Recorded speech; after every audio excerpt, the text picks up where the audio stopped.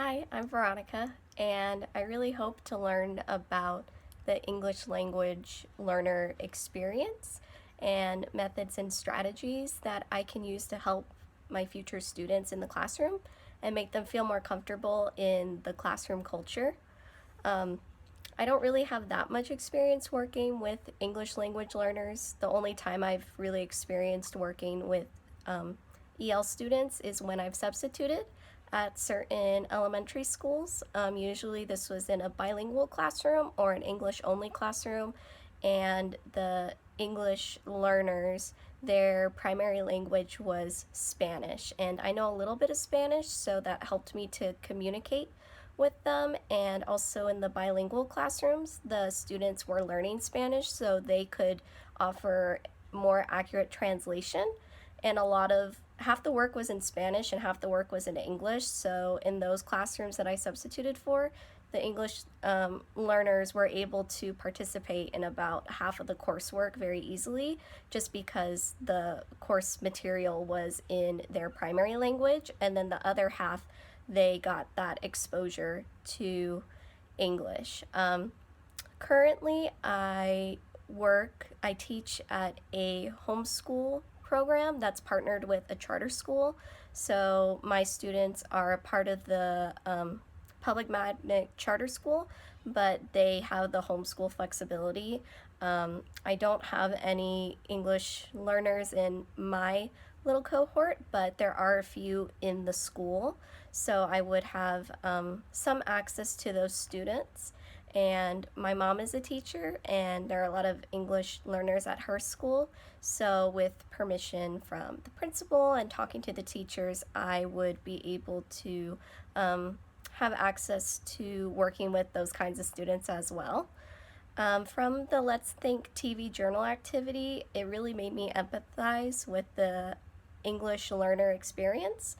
I chose to watch a Korean drama, and Korean language is not in the same group as the romantic languages like Spanish, French, English. So that was a very interesting experience for me to try to interpret what was happening, because even the closed captioning was in Korean and it's in kanji, which is a different alphabetic system.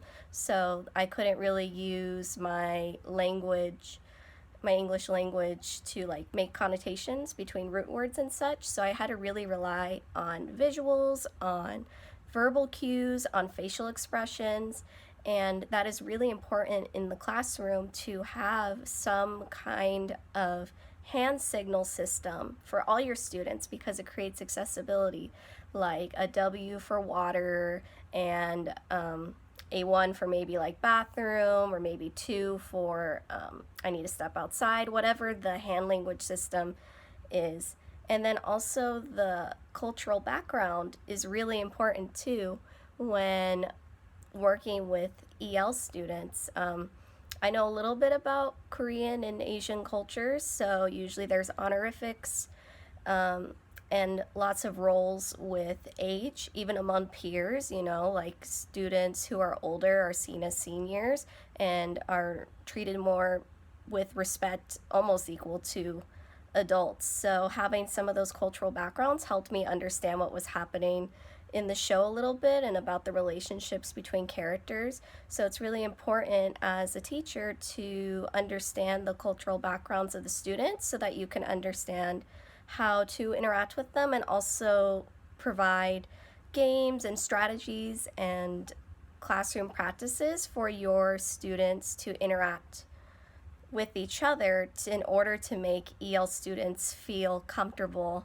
in the culture. And also, the homeschool connection is so important as well. With the homeschool program that I'm in, I've really learned the value of constant communication and having the parents be involved in the child's experience.